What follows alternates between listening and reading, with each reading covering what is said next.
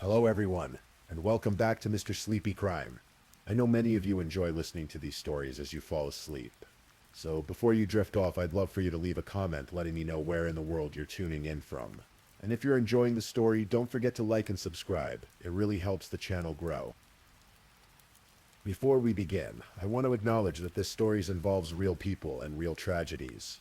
We tell these stories not for entertainment, but to remember the victims and perhaps help others recognize the warning signs that could prevent similar tragedies. For the best experience, feel free to lower the volume a little, just enough to let the story gently carry you off to sleep. Alright, please get comfortable, dim the lights, and let's dive into tonight's first story. Tonight we journey into the shadows of a September evening in 1988. To a small community in Santa Rosa County, Florida. It's a story that speaks to the darkness that can enter our most sacred spaces, and the incredible resilience of the human spirit. This is the disturbing case of the Rivasfar sisters. A tale of survival, courage, and justice that unfolded in ways both heartbreaking and remarkable. Patricia Rivasfar was a single mother trying to navigate life with her 3 children in the late 1980s. Like many parents, she faced the daily challenges of providing for her family, while dealing with her own personal struggles. Patricia had various relationships that brought different men in and out of their home, creating an unstable environment marked by alcohol and drug abuse. In this turbulent household lived 8-year-old Saya, 6-year-old Sarah, and their younger brother. The Rivasfar children had learned to adapt to their ever-changing circumstances.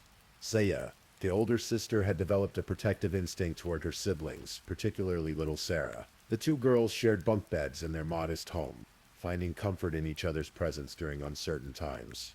They were typical children in many ways, playing together, sharing secrets, and creating their own small world of safety within the chaos that sometimes surrounded them. The family had known various men who came through Patricia's life, some staying longer than others. Among them was a man named Raymond Warfield Wyke, known to those around him simply as Ray. He was 32 years old in 1988, and had been one of Patricia's boyfriends. Wyke had a criminal history, having been convicted of robbery in 1974. But like many details of the adults' lives, this information existed in a world separate from the children's daily reality. The children knew Ray as just another figure who moved through their lives, part of the revolving cast of characters that populated their mother's relationships. They had no way of knowing the darkness that lurked beneath his familiar exterior. No indication that this man would soon transform their lives forever. September 22, 1988.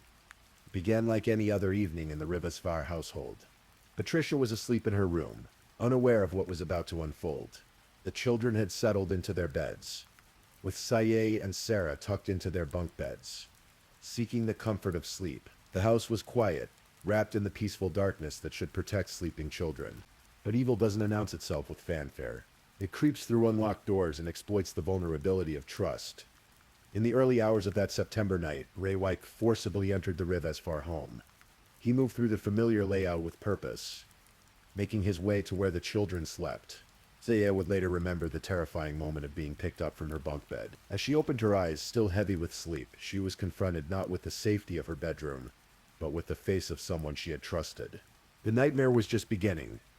Wyke kidnapped both Saya and Sarah while they slept, taking them from their beds in the dead of night. The 8-year-old and 6-year-old had no understanding of what was happening or why. One moment they were safe in their beds, and the next they were being taken from everything familiar into an unknown darkness. Patricia remained asleep in another room, completely unaware that her daughters were being stolen away. She would wake to discover empty beds and a horror beyond any parent's worst nightmare. Wyke drove the terrified girls to a remote location in Santa Rosa County. For Saya and Sarah, this car ride must have felt like an eternity. The familiar streets of their neighborhood gave way to increasingly isolated roads, each mile taking them further from safety and deeper into an unimaginable ordeal. The remote location Wyke had chosen was isolated, the kind of place where screams would go unheard, and where he believed his crimes would remain undiscovered. It was wooded and desolate, far from the possibility of rescue or intervention. Here in this lonely place, Wyke revealed the true horror of his intentions. What happened in those woods represents one of the most disturbing aspects of this case. Wyke sexually assaulted 8-year-old Saya, inflicting injuries consistent with forced penetration. The physical trauma was severe, but the psychological impact on a child that young is beyond comprehension. While this was happening to her older sister, 6-year-old Sarah was witnessing horrors no child should ever see. Then came the attempted murder. Wiki cut Saya's throat, intending to kill her. The blade sliced through the tender flesh of an 8-year-old's neck, and as Saya felt her life bleeding away, she watched as Wiki turned his attention to her little sister. Weekend murdered 6-year-old Sarah Rivasfar in those dark woods. The details of Sarah's final moments are part of the court record, but out of respect for her memory and the gravity of this story, we'll let the simple fact of her death speak to the ultimate evil that was committed that night. A 6-year-old child, barely begun in life, became the victim of unspeakable violence. But Week had made one crucial miscalculation. He had left Saya for dead, assuming that the wound to her throat would finish what he had started. He was wrong.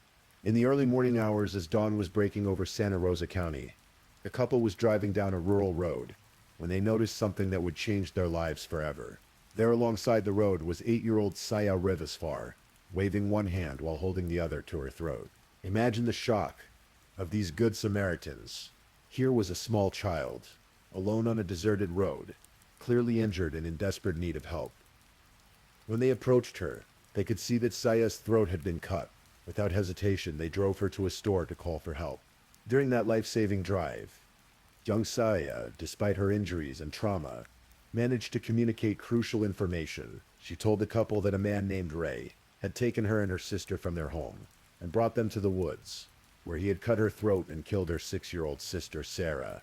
This 8-year-old girl, bleeding and traumatized, had somehow found the strength to survive and to speak for her murdered sister. Even in her darkest moments, she became Sarah's voice, ensuring that the truth would not die with her in those woods.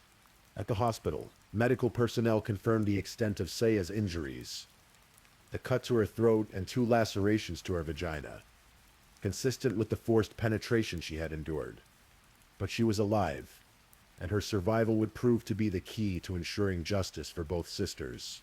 Based on Saya's testimony, a search for Sarah began immediately. Law enforcement officers, family members, and volunteers scoured the wooded areas where the attack had taken place. Everyone involved hoped against hope that somehow Sarah might still be alive, perhaps hidden or lost, but not beyond rescue. But hope can sometimes be a cruel companion. Sarah's body was found in the remote location CA had described. The 6-year-old had not survived her encounter with evil. Her life had been cut short by violence that defies comprehension, leaving behind a family shattered by grief and a sister who would carry the weight of survival. The discovery of Sarah's body confirmed the worst fears of everyone involved in the search. This wasn't a case where both children could return home safely. This was now a murder investigation, with one surviving witness whose testimony would be crucial to bringing the perpetrator to justice. Law enforcement immediately began building their case against Ray Wyke. They collected fingerprints, bloodstains, and DNA evidence from the crime scene. Additional evidence was found in Wyke's car, linking him directly to the abduction of the sisters and the murder of Sarah Rivasfar. The physical evidence told a compelling story. Every piece of forensic evidence pointed to Wyke as the perpetrator of these heinous crimes. But perhaps the most powerful evidence would come from the small survivor herself. 8-year-old Saya Rivasfar. The investigation revealed the calculated nature of Wyke's crimes. He had forcibly entered the Rivasfar home, knowing the layout and the family's routines from his previous relationship with Patricia. He had chosen his victims deliberately, 2 small girls who trusted him and had no way to defend themselves. And he had selected a remote location for his assault, believing he could commit these crimes with impunity. But criminals often underestimate both the power of forensic science and the resilience of their victims. In this case, Wyke had made the fatal error of leaving Saya alive to tell her story. Ray Wyke was indicted on multiple charges: murder, attempted murder, sexual battery, and kidnapping. The case that prosecutors built was comprehensive, combining physical evidence with the testimony of the one person who had witnessed the entire ordeal. Saya. In court, Saya testified against Wyke, demonstrating remarkable strength for someone so young. Imagine the courage it took for an 8-year-old girl to face her attacker in a courtroom, to relive the worst night of her life in front of strangers, and to speak for her murdered sister. This testimony represents one of the most powerful examples of a child's bravery in the face of unthinkable trauma. The courtroom proceedings revealed the full scope of Wyke's crimes. The charges included first-degree murder of Sarah Rivasfar, 2 counts of kidnapping for both Sarah and CA, sexual battery of CA, and attempted murder of CA. Each charge carried the weight of ruined innocence and a family torn apart by violence. In a peculiar twist, Wyka chose to represent himself in court, and even testified in his own defense. This decision allowed the court and the public to see the man who had committed these terrible acts attempt to justify or explain his behavior. Whatever his testimony contained, it could not overcome the physical evidence and the powerful witness testimony of his young survivor. Wyka, who was 32 years old at the time of the offenses, was convicted on all counts. First-degree murder, 2 counts of kidnapping, sexual battery, and attempted murder. The jury's decision was clear and decisive. The evidence was overwhelming, and Saya's testimony had provided the human face to the horror that had been committed. The penalty phase of the trial resulted in a unanimous jury recommendation for the death penalty. The trial judge found multiple aggravating circumstances: Wake's prior violent felony conviction from 1974, the contemporaneous nature of the attempted murder, kidnapping and sexual battery of Saya, and the particularly heinous nature of the crimes. Wyke was sentenced to death for the first-degree murder of Sarah Rivasfar. Additionally, he received 22 years for each of the 2 kidnapping counts, a life sentence for the sexual battery, and 22 years for the attempted murder. The sentences would run concurrently, but the death sentence ensured that Wyke would ultimately pay the ultimate price for his crimes. The legal system had worked as it was designed to work. A child's voice had been heard, justice had been served, and the man who had destroyed one life and forever changed another would face the consequences of his actions. As is common in death penalty cases, Wyke's case went through the appeals process. In February 1992, the Florida Supreme Court affirmed his convictions but reversed his death sentence and remanded the case for a new penalty phase proceeding. During this new penalty phase in December 1992, the jury again voted unanimously, 12-0, for the imposition of the death penalty. Even with a second chance to consider the evidence and circumstances, a new jury reached the same conclusion: Wyke deserved to die for his crimes. The Florida Supreme Court later affirmed this second death sentence in January 1994 on direct appeal. The legal system had thoroughly reviewed the case multiple times, and each review confirmed the appropriateness of the ultimate punishment. Gray Wyke remained on death row for approximately 15 years after his conviction. However, in 2004, before the state could carry out his execution, Wyke died of lung cancer. Natural causes claimed him before justice could be administered by the state, but his death marked the end of a long legal saga that had begun with their horrific crimes of that September night in 1988. Some might see his death from natural causes as cheating justice, while others might view it as a fitting end, that he died slowly and perhaps in pain, much like his victims had suffered. Regardless of one's perspective on his death, the important fact remains that he never again walked free, never again had the opportunity to harm another child. The most remarkable part of this entire story is what happened to Saya Rivasfar after that horrible night. Following the trial, Saya gained a new chance at life when Ahmed Rivasfar, presumably a family member, gained custody of her and her brother and moved them to New York. This geographic move represented more than just a change of address. It was the beginning of a new life far from the scene of her trauma. Rather than allowing her traumatic experience to define her, Saya chose a path that would honor her sister's memory and protect other children. She grew up to become a New York State trooper, dedicating her life to law enforcement and public safety. Think about the profound significance of this career choice. The 8-year-old girl, who survived a violent predator, grew up to become someone who protects others from similar dangers. She transformed her victimization into a calling to serve and protect. In doing so, she ensured that her survival had meaning beyond simply escaping death. She became a guardian for others who might face similar threats. Years later, as an adult and law enforcement officer, Saya has spoken publicly about her experience. She has shared her story not for attention or sympathy, but as a testament to survival and resilience. Her willingness to speak about her trauma has undoubtedly helped other survivors find their own voices and their own paths to healing. The case of the Rivasfar sisters serves as more than just another true crime story. It represents several important themes that resonate far beyond the specific facts of this particular tragedy. First, it demonstrates the vulnerability of children in unstable home environments. Patricia Rivasfar's struggles with relationships and substance abuse created an environment where dangerous people had access to her children. While parents deserve compassion for their own struggles, This case serves as a stark reminder that children's safety must always be the paramount concern. Second, it shows the incredible resilience of the human spirit. Seiye's survival, both physical and psychological, represents an almost miraculous triumph over evil. Her ability to not just survive but to thrive and dedicate her life to protecting others is a testament to the strength that can emerge from even the darkest experiences. Third, it illustrates the importance of believing children and taking their testimony seriously. Seiye's account of what happened to her and her sister was crucial to achieving justice. In an era when children's voices are sometimes dismissed or their credibility questioned, this case stands as proof of why we must listen when children speak about abuse or violence. Finally, it demonstrates the power of the criminal justice system when it works correctly. The combination of forensic evidence, witness testimony, and thorough investigation led to a conviction that was upheld through multiple appeals. Justice was served, even if the ultimate punishment was delivered by nature rather than by the state. As we reflect on this disturbing case, we're confronted with several profound questions about justice, healing, and the nature of evil itself. How does an 8-year-old child process such trauma? How does a family heal from the loss of a 6-year-old daughter and sister? How does a community respond when such darkness invades their midst? The answers to these questions are as individual as the people involved. But Seiye's story provides one powerful example of how healing can take place. Rather than being consumed by anger or destroyed by grief, she channeled her experience into a force for good. She became living proof that evil does not always triumph, that victims can become victors, and that from the worst human experiences can emerge the best human responses. Her choice to become a law enforcement officer is particularly significant.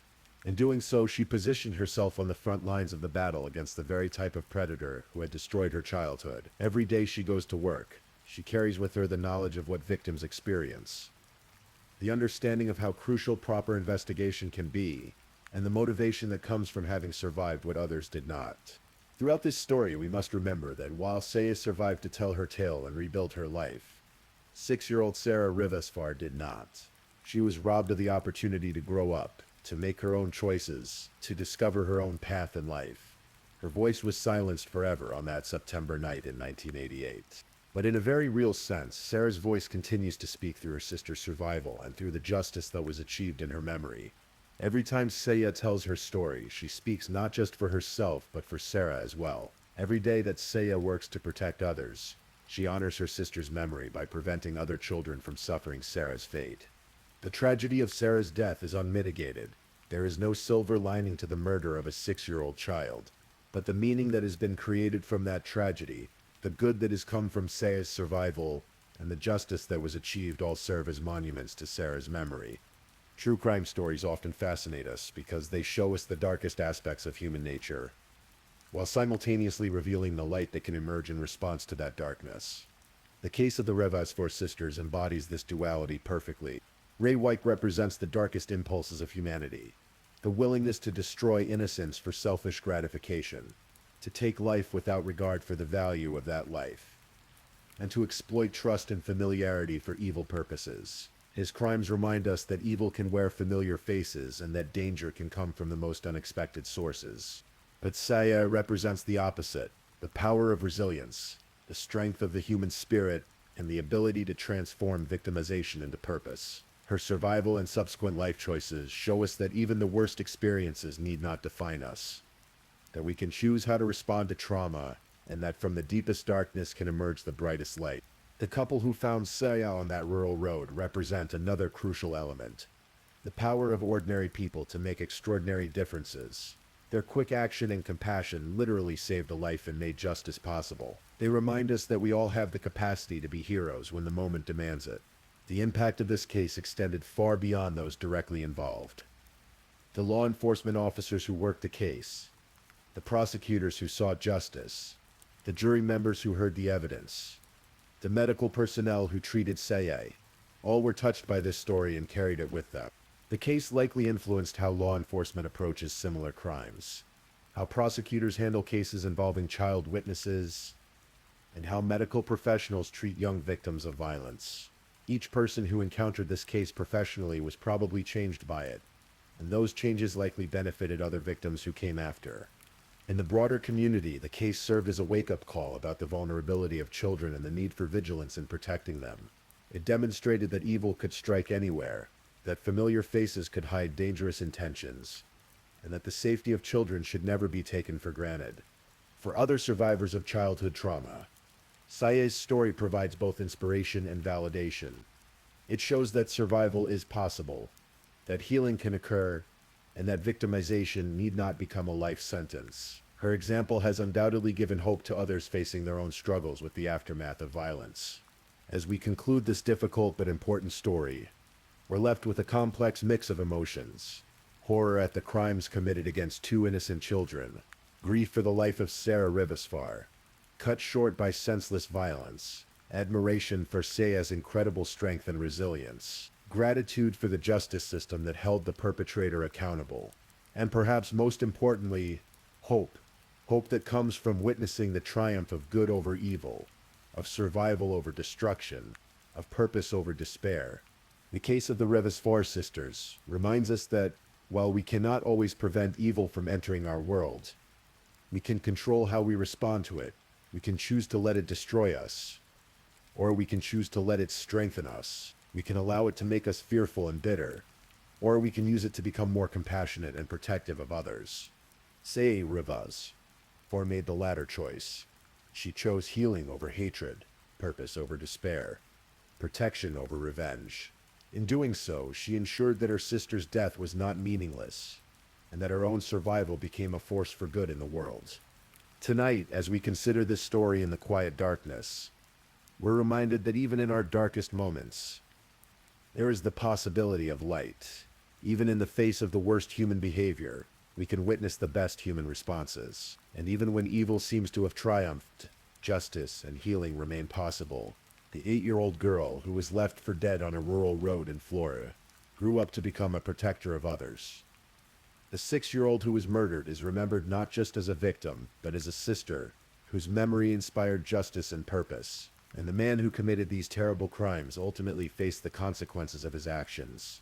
In the end, this is a story about the resilience of the human spirit, the power of justice, and the possibility that from even the darkest experiences can come meaning, purpose, and light. It's a reminder that we are all capable of surviving our worst moments, and perhaps even transforming them into our greatest strengths. Please, if this is your first time listening to one of our true crime stories, welcome to the channel where we explore these cases in a calm and respectful way. I also want to take a moment to appreciate my amazing subscribers who've been rocking with me. Thank you so much for your continued support. If you're still awake and listening, drop a comment. Let me know where you're tuning in from and the current time in your corner of the world, or just say something to let me know you're still here. And if you haven't already, be sure to like this video and subscribe so you don't miss our next true crime stories for sleep. Now, let's move on to our second story.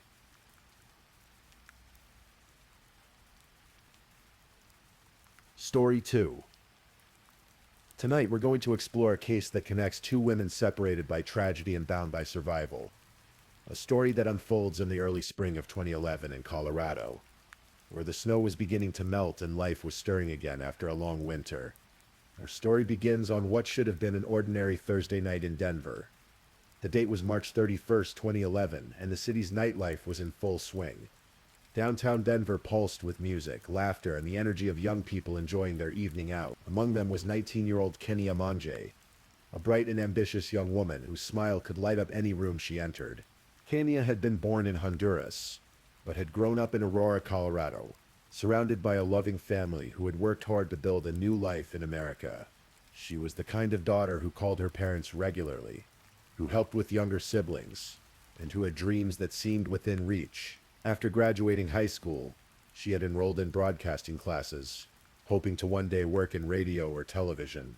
Those who knew her described her as outgoing and warm, someone who made friends easily, and who lived life with genuine enthusiasm.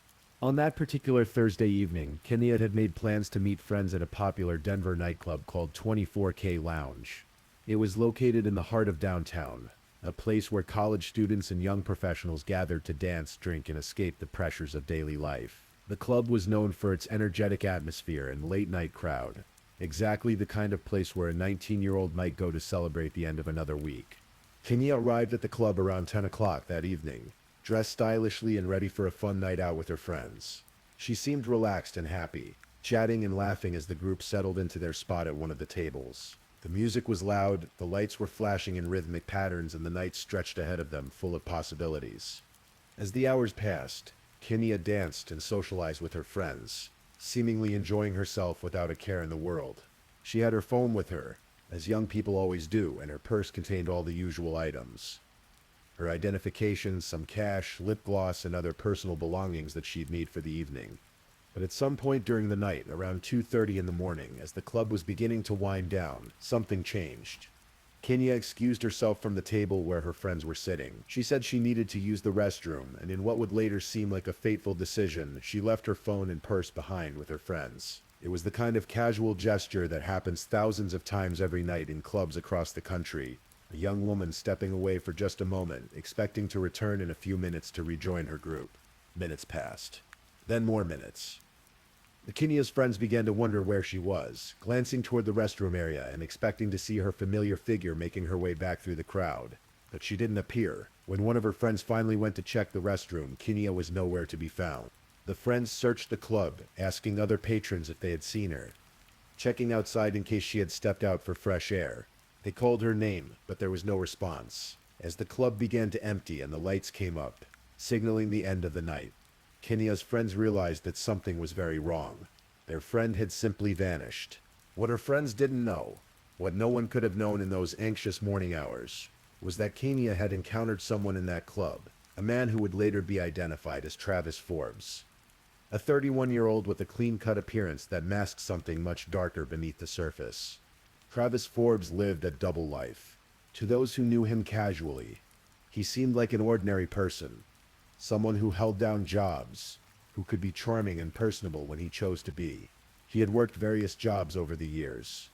Nothing particularly remarkable or memorable. He drove a van, lived modestly, and to outward appearances was just another face in the crowd. But Travis Forbes harbored impulses and desires that were far from ordinary. He was drawn to situations where he could exert control over others, particularly women who might be vulnerable or isolated. The crowded, chaotic environment of a nightclub provided perfect cover for someone with his intentions. Somehow, in the maze of people and music and flashing lights, Forbes had approached Kenya. Perhaps he struck up a conversation, presenting himself as friendly and harmless. Perhaps he offered to help her with something, or suggested they step outside where it would be quieter and easier to talk. The exact details of their initial interaction remain unknown, but what is certain is that Kenya left the club with him sometime around 3 o'clock that morning. Security cameras captured footage of a young woman matching Kenya's description walking through downtown Denver in the early morning hours, several miles from the 24K lounge. She appeared to be with a man, though the image quality made it difficult to identify either person clearly. This would be one of the last confirmed sightings of Kenya alive. Meanwhile, as dawn broke over Denver, Kenya's friends were frantically trying to locate her. They had contacted her family, who were immediately alarmed. This was completely unlike Kenya. She was responsible, she stayed in touch. She would never simply disappear without explanation. Her stepfather, Ruben Mangji, was particularly worried. He knew his stepdaughter well, and he knew that something terrible must have happened for her to vanish so completely. The family contacted the Denver Police Department, but as often happens in missing person cases involving young adults, the initial response was measured. Police explained that it hadn't been very long since Kenya was last seen, and that young people sometimes stayed out longer than planned, or went somewhere without telling their friends. They took the report, but the case wasn't initially treated as a high priority. However, Ruben Maisha wasn't satisfied with waiting. He knew Kenya, and he knew this wasn't a case of a teenager acting irresponsibly. He began his own search efforts, driving around Denver, checking hospitals, calling anyone who might have information. It was during one of these anxious days that something happened that would crack the case wide open. Ruben was examining Kenya's cell phone, which her friends had retrieved from the club, when he discovered something disturbing. There was a text message from a number he didn't recognize. The message was brief but chilling in its implications. It suggested that whoever had sent it knew where Kenya was and what had happened to her. This text message became the thread that investigators would pull to unravel the entire case. When police traced the number, it led them to Travis Forbes. Suddenly, what had been a missing person case took on a much more sinister tone. The Travis Forbes wasn't easy to find. After that Thursday night encounter with Kenya, he had left Colorado entirely, driving his van to Texas. Perhaps he sensed that his actions that night would eventually catch up with him. Or perhaps leaving town was always part of his plan. Whatever his reasoning, by the time police were looking for him, he was hundreds of miles away. The investigation into Kenya's disappearance intensified. Detectives learned more about Travis Forbes and discovered that he had a history of concerning behavior, though nothing that had previously resulted in serious criminal charges. They also learned that he had returned to Colorado after his trip to Texas, which meant he was once again within their reach. But before they could locate Forbes, something happened that would forever link his name to another victim, and would ultimately be his undoing. On the night of July 4th, 2011, as fireworks lit up the sky across America in celebration of Independence Day, a different kind of explosion was about to occur in a quiet apartment complex in Fort Collins, Colorado. The city, home to Colorado State University, was about 60 miles north of Denver, and like many college towns, it had areas where young professionals and students lived in modest apartments, trying to build their lives and careers. Lydia Tillman was 30 years old, and living alone in a second-floor apartment in North Fort Collins. She worked as a mental health counselor, helping others work through their problems and trauma. Friends described her as compassionate and strong, someone who had dedicated her career to healing and helping others. On that July evening, she had no idea that her own life was about to change forever. Lydia had spent a quiet evening at home, perhaps catching up on reading or watching television, unwinding after a long week of work. She had gone to bed at a reasonable hour, settling into sleep with no particular concerns or worries. Her apartment building was relatively safe, located in a decent neighborhood where serious crimes were rare. But in the early morning hours of July 5th, Lydia was awakened by sounds in her apartment. Someone had broken in. Before she could fully comprehend what was happening, she was confronted by an intruder, a man who had somehow gained entry to her home while she slept. The man was Travis Forbes, though Lydia had no way of knowing his identity in those terrifying moments. What followed was an attack of almost unimaginable brutality. Forbes beat Lydia severely, causing injuries that would have lasting effects on her life. He sexually assaulted her, treating her not as a human being but as an object for his own gratification. But Forbes wasn't finished. Perhaps aware that Lydia could identify him, or perhaps simply continuing to act on his violent impulses, he made a decision that revealed the depth of his callousness. He poured bleach on Lydia's injured body, the chemical burning her skin and filling the apartment with its acrid smell. Then, in an attempt to destroy any evidence of his crimes, he set her apartment on fire. Forbes likely expected that Lydia would die in the flames, either from her injuries or from smoke inhalation. He probably thought he had committed the perfect crime, that any DNA evidence would be destroyed in the fire and that there would be no witness to testify against him. But Forbes had underestimated Lydia Tillman. Despite her severe injuries, despite the bleach burns on her body, despite the smoke beginning to fill her apartment, Lydia summoned a strength that she may not have known she possessed. She made it to the second-story window of her apartment, and with flames growing behind her, she jumped. The fall from the second story could easily have killed her, or caused injuries that would have made survival impossible. But somehow Lydia survived the jump. She lay on the ground below her burning apartment, critically injured but alive, as neighbors began to notice the fire and call for help. Emergency responders arrived to find a chaotic scene. The apartment building was ablaze, requiring the attention of firefighters, while paramedics worked frantically to stabilize a woman who had suffered massive trauma. Lydia was rushed to the hospital, where doctors worked to save her life. The injuries Lydia had sustained were devastating.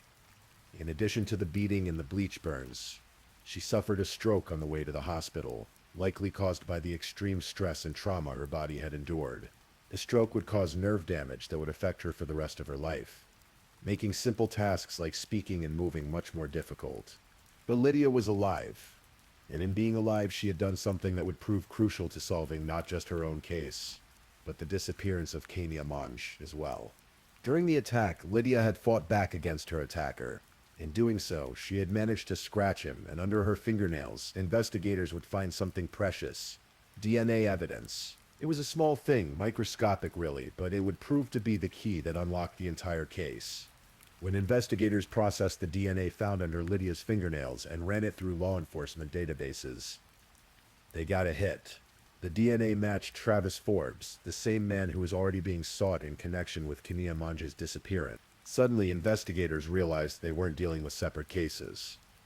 The man who had sent that mysterious text message from Kenia's phone was the same man who had nearly killed Lydia Tillman.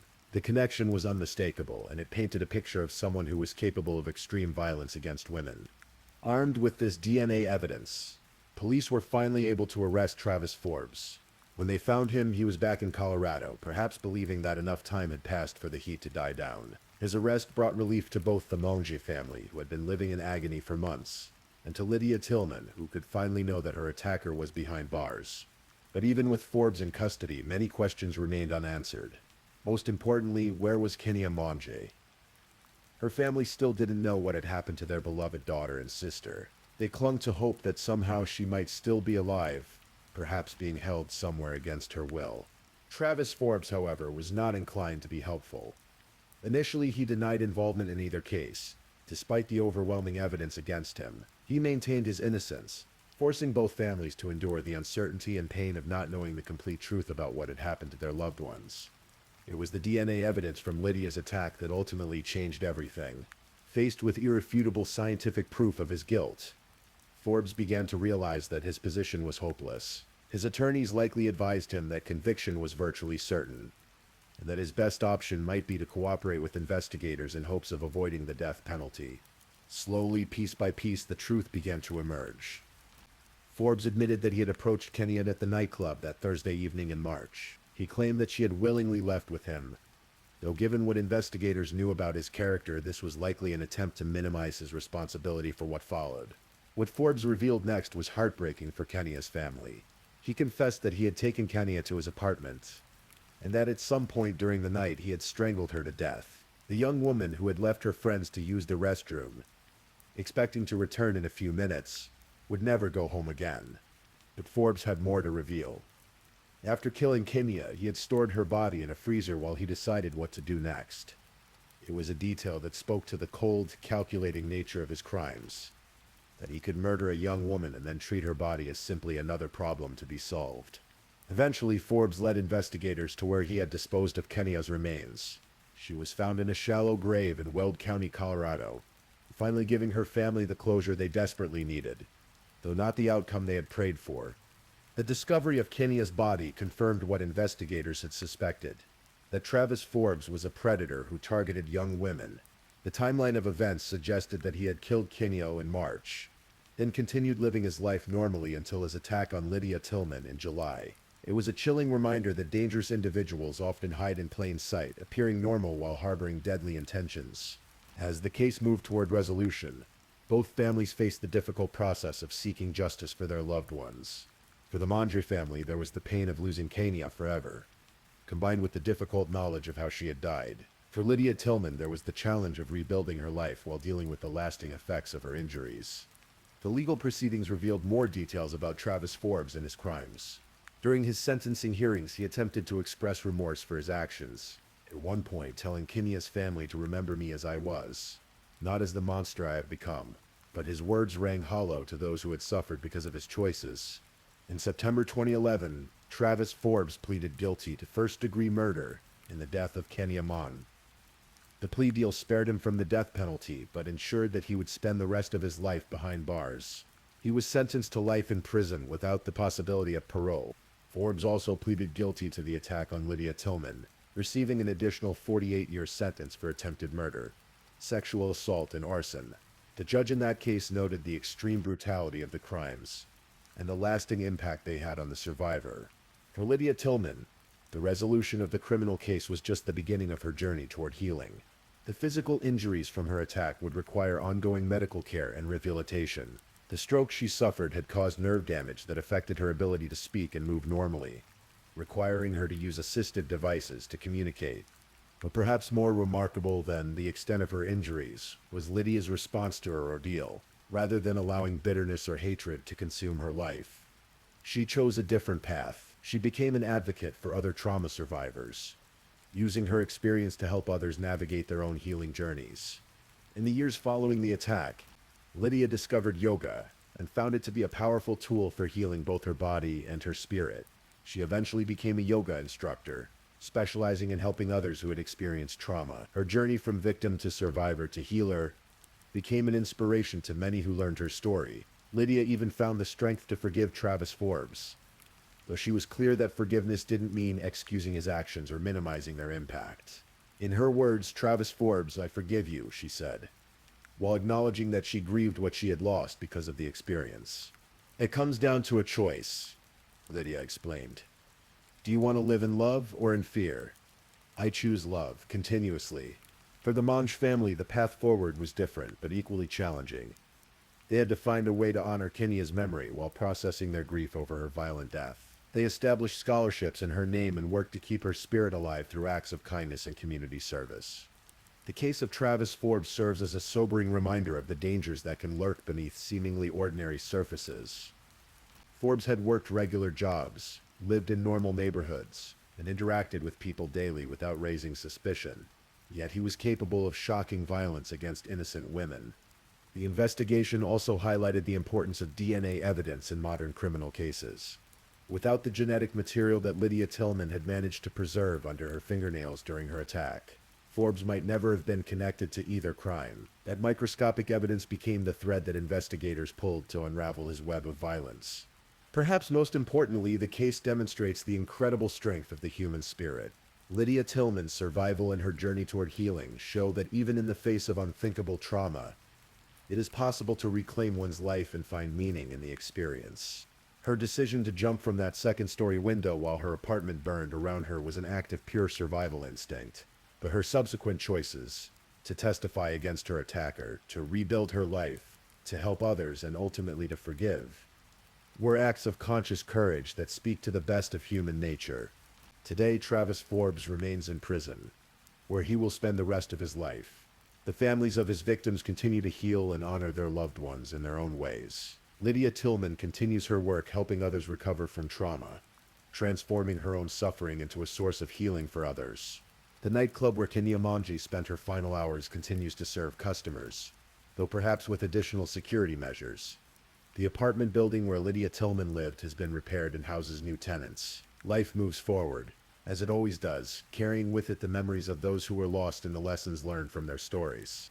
In the quiet moments before sleep, we might reflect on the fragility of life and the importance of the connections we make with others.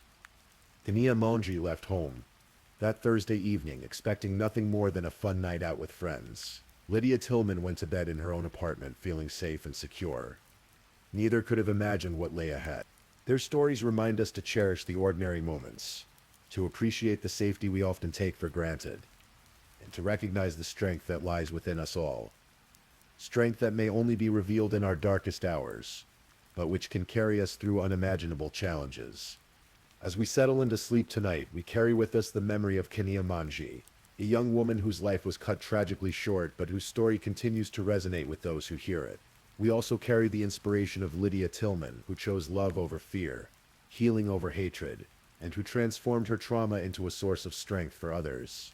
In the end, these stories remind us that while evil may exist in our world, so does tremendous goodness, courage, and resilience. And sometimes that's exactly what we need to remember as we close our eyes and drift off to sleep. Please, if you're enjoying these stories, don't forget to leave a comment.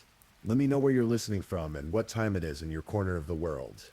And if you haven't already, be sure to like this video and subscribe so you don't miss the next true crime story for sleep. Now let's move on to our third story. Story 3.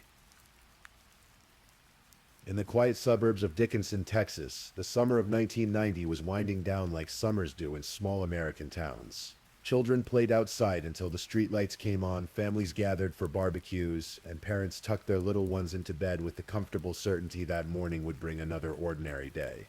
But for one family and for one 8-year-old girl named Jennifer Schu, the night of August 10th would shatter that illusion of safety forever. Jennifer was a typical 8-year-old.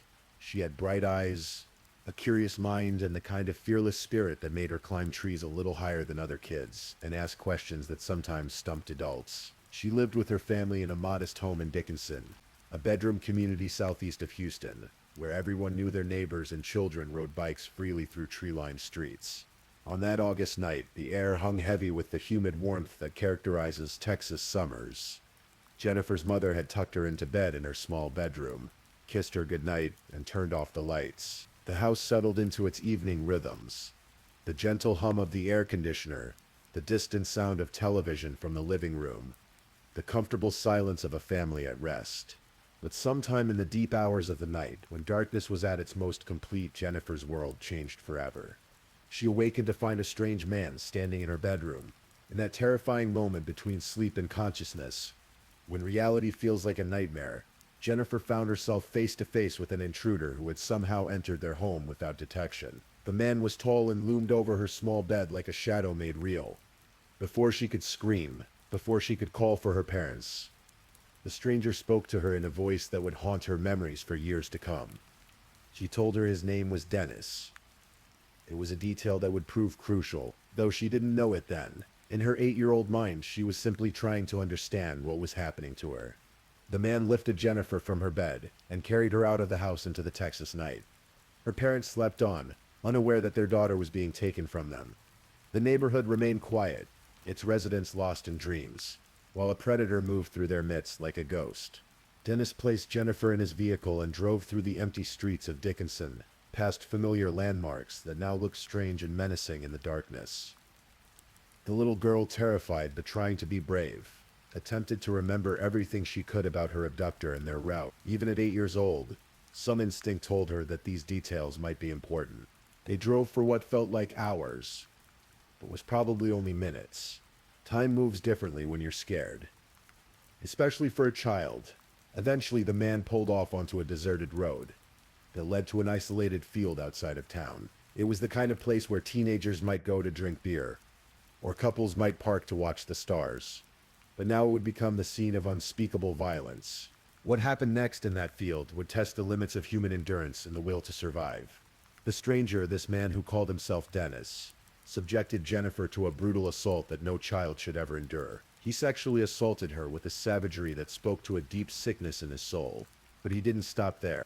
When he had finished with his attack, Dennis wrapped his hands around Jennifer's throat and began to strangle her. The 8-year-old fought with everything she had, but she was no match for a grown man's strength. As consciousness began to slip away, Jennifer might have thought of her parents, of her warm bed, of all the tomorrows that seemed to be slipping away from her.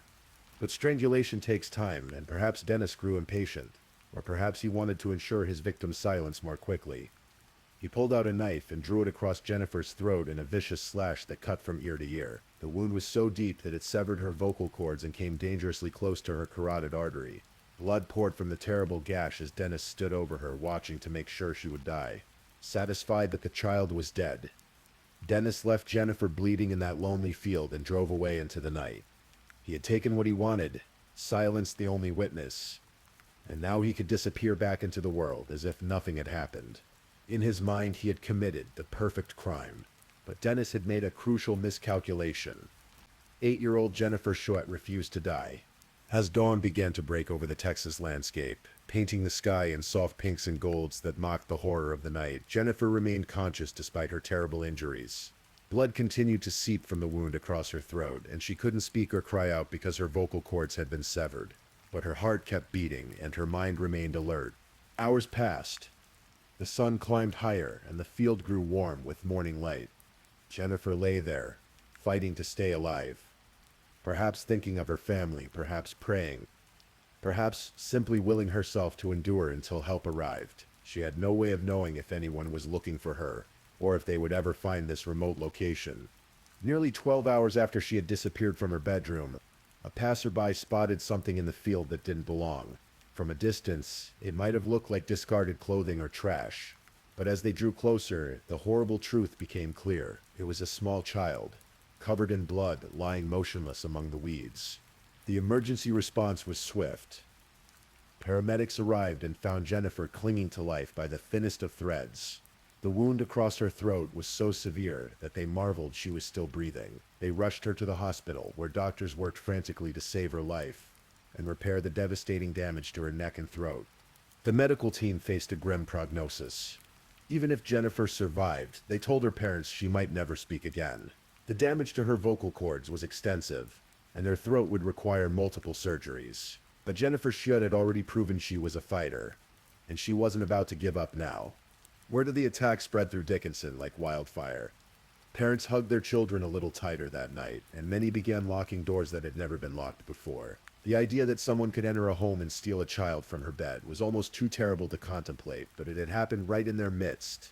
Detective Tim Cromie of the Dickinson Police Department caught the case, and from the moment he saw Jennifer in that hospital bed, he knew this investigation would define his career. The child was alert despite her injuries, and though she couldn't speak, her eyes held an intelligence and determination that impressed everyone who met her. Since Jennifer couldn't talk, the medical staff and detectives had to find creative ways to communicate with her. They gave her a pen and paper, and slowly, painstakingly, she began to write out answers to their questions. Her handwriting was shaky. She was, after all, just 8 years old and had suffered tremendous trauma. But her responses were clear and detailed. She wrote about the man who called himself Dennis. She described his appearance as best she could remember. He was a white man, taller than average, with brown hair. She wrote about the vehicle he drove, though the details were understandably vague from a child's perspective. Most importantly, she had remembered his name, that crucial detail that would eventually lead to his downfall. As Jennifer began the long process of recovery, Detective Cromie began the equally challenging process of hunting for her attacker. In 1990, forensic science was not what it is today. DNA analysis was still in its relative infancy, and the sophisticated databases that modern investigators rely on simply didn't exist. Cromie had Jennifer's description, the name Dennis, and physical evidence from the crime scene, but connecting these clues to a specific person would prove to be extraordinarily difficult. The investigation consumed Cromie's professional life. He followed every lead, no matter how small, and interviewed hundreds of potential suspects. Every Dennis in the area became a person of interest. Every report of suspicious behavior was investigated, but months turned into years, and the case grew cold. Meanwhile, Jennifer was defying every medical prediction. Through sheer determination and multiple surgeries, she gradually regained her ability to speak. Her voice was different now, scarred by what had happened to her, but it was her voice nonetheless. She would not be silenced. As Jennifer grew older, she refused to let her trauma define her life. She excelled in school, made friends, and pursued her dreams with the same fierce determination that had kept her alive in that field. But she never forgot about the man named Dennis, and she never stopped hoping that someday, somehow, he would be brought to justice. Detective Cromie never forgot either. Even as other cases came and went, even as years passed without significant progress, he kept Jennifer's file active. He would periodically review the evidence, hoping that some new technique or piece of information might break the case open. The breakthrough came in the mid-2000s, nearly 20 years after the attack. Advances in DNA technology had made it possible to extract and analyze genetic material from evidence that had been considered too degraded to be useful in 1990. Cromie sent the physical evidence from Jennifer's case to the FBI laboratory, hoping against hope that modern science might finally provide the answers he had been seeking for so long. The results were everything he had hoped for, and more. Not only were forensic scientists able to extract a complete DNA profile from evidence collected at the crime scene, but they were also able to run that profile through CODIS, the FBI's combined DNA index system, which had grown exponentially since the 1990s. On October 13, 2009, Detective Cromie received the phone call that would change everything. The FBI had found a match. The DNA from Jennifer's case matched a sample from Dennis Earl Bradford, a 40-year-old welder living in Little Rock, Arkansas. Dennis Earl Bradford. Even his name seemed to mock the investigation, as if he had been hiding in plain sight all along. Here was Dennis, the man who had told 8-year-old Jennifer his real name before attacking her, confident that she would never live to repeat it. Bradford had been living what appeared to be a normal life. He was married, worked as a welder, and had 3 adult stepchildren. To his neighbors and co-workers, he was just another middle-aged man, going about his daily routine. None of them suspected that he was carrying the secret of one of the most heinous crimes in Texas. Criminal history. When Arkansas authorities arrested Bradford at his workplace, he seemed genuinely surprised. Perhaps he had convinced himself that he had gotten away with his crime, that the little girl he had left for dead would never be able to identify him. Perhaps he had simply pushed the memory of that night so far down that he had almost forgotten it himself. But when detectives began questioning him about the events of August 10th, 1990, Bradford's facade quickly crumbled, faced with the DNA evidence and Detective Cromie's methodical presentation of the facts. He broke down and confessed to everything. The kidnapping, the sexual assault, the attempted murder. He admitted to it all. His confession was chilling in its matter-of-fact delivery. He described how he had entered the Schwad home through an unlocked door, how he had taken Jennifer from her bed, and what he had done to her in that field. There was no remorse in his voice, no explanation for why he had targeted an innocent child. He simply recounted the events as if he were describing a routine task. The arrest made national news. After 19 years, Jennifer Schu's attacker had finally been caught. But for Jennifer herself, now a grown woman of 27, the arrest brought a complex mix of emotions. Relief, certainly, that the man who had haunted her nightmares would finally face justice. Vindication that her memories and descriptions had been accurate. But also a strange sense of anticlimax.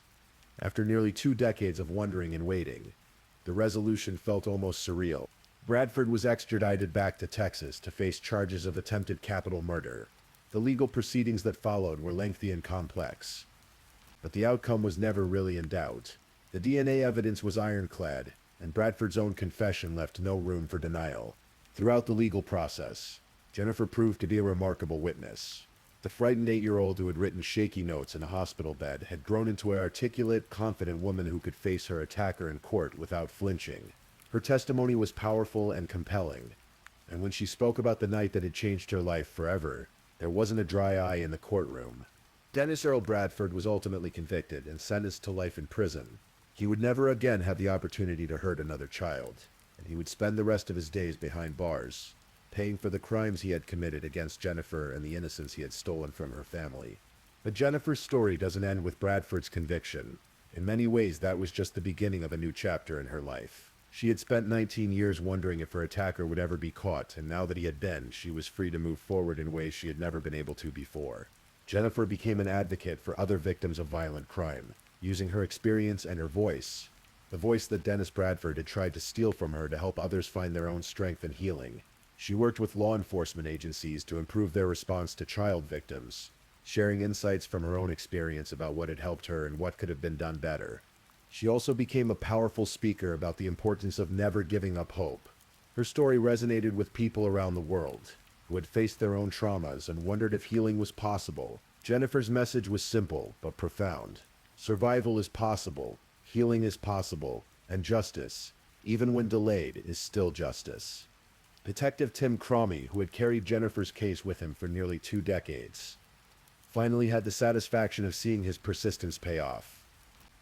The investigation had consumed a significant portion of his career, but he always said it was worth it. The relationship he had built with Jennifer and her family went far beyond the typical detective-victim dynamic.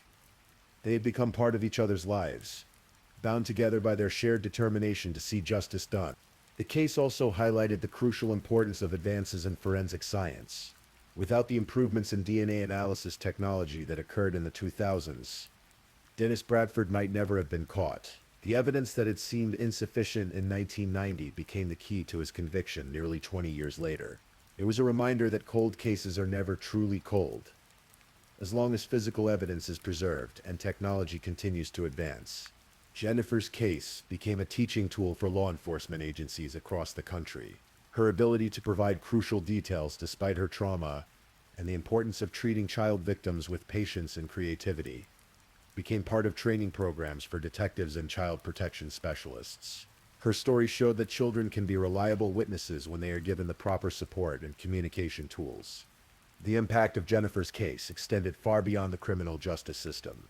Her survival and eventual triumph inspired countless other victims of violent crime to come forward and seek help. Her advocacy work helped change policies and procedures in hospitals, police departments, and courtrooms to make them more sensitive to the needs of trauma victims. Years have passed since Dennis Bradford's conviction, and Jennifer has built a full and meaningful life. She has refused to let one night of horror define who she is, or limit what she can accomplish. She has traveled, pursued education and career goals, and formed meaningful relationships. In many ways, she has become everything that her 8-year-old self could have hoped to be, despite the trauma she endured. The field where Jennifer was left to die has changed over the years. Development has crept closer, and what was once an isolated location is now surrounded by suburban growth. But for those who know its history, it remains a place of significance, not just as the scene of a terrible crime, but as the place where a little girl's determination to survive changed everything. Detective Tim Cromie retired from the Dickinson Police Department, but he never forgot the case that defined his career or the remarkable young woman who had fought so hard for justice. He often spoke about how Jennifer's courage and resilience had inspired him throughout the long investigation, and how her eventual triumph had made every late night and frustrating dead end worthwhile. The Jennifer Schu case stands as a testament to several important truths. First, that evil exists in the world, sometimes in the most ordinary seeming people and places. Second, that human spirit's capacity for survival and healing is extraordinary, capable of overcoming even the most devastating trauma. Third, that justice, while sometimes delayed, can still be achieved through persistence, technological advancement, and the courage of survivors who refuse to be silenced. But perhaps most importantly, Jennifer's story reminds us that we are all capable of transformation. The frightened child who was left to die in a Texas field grew up to become a powerful advocate for others, turning her pain into purpose and her trauma into triumph. She took the worst thing that had ever happened to her and found a way to use it to help others, proving that even our deepest wounds can become sources of strength. As you drift off to sleep tonight, in the safety and comfort of your own bed, take a moment to think about Jennifer Schu. Think about the 8-year-old girl who refused to give up, who held on to life when death seemed certain, and who grew up to become a voice for the voiceless. Her story is a reminder that hope can survive even in the darkest moments, and that courage often comes in the smallest packages. The night is peaceful now, filled with the ordinary sounds of a world at rest. Somewhere out there, other survivors are finding their strength. Other victims are discovering their voices, and other stories of triumph are being written. And in Dickinson, Texas, a community continues to heal from a wound that was inflicted more than 3 decades ago, stronger now for having witnessed one of their own transform tragedy into victory. Please, I'm just putting it out there. If you're still awake and listening, drop a comment. Let me know where you're tuning in from, the time in your part of the world, or just say something to let me know you're still with me. And of course, if you haven't already, like this video and subscribe so you don't miss the next true crime story for sleep. Now, let's move on to our 4th story. Story 4. The summer of 1997 was ending at the University of Kentucky, and like many college students across America, Holly Dunn and her boyfriend Chris Meyer were savoring those final warm evenings before the fall semester began in earnest. Holly, a 20-year-old with dreams and ambitions stretching far beyond the small college town of Lexington, had no way of knowing that August 29th would forever divide her life into 2 distinct chapters, before and after. Chris Meyer was the kind of person who filled every room he entered. A 21-year-old theater major with an infectious laugh and a habit of wrapping his friends in spontaneous bear hugs. He possessed that rare quality of making everyone around him feel genuinely seen and valued. Those who knew him would later describe him as larger than life, gregarious in the truest sense of the word. He and Holly had been together for some time, sharing the comfortable intimacy that comes with young love and shared dreams of the future. That Friday evening, like so many others, they decided to take a walk. The railroad tracks that ran through the area were a common destination for students seeking a quiet place to talk, away from the bustling energy of campus life. These tracks, stretching endlessly in both directions, represented something romantic to young couples, a pathway to anywhere, a symbol of adventure and possibility. For Holly and Chris, it was simply a peaceful place to spend time together as another week came to a close.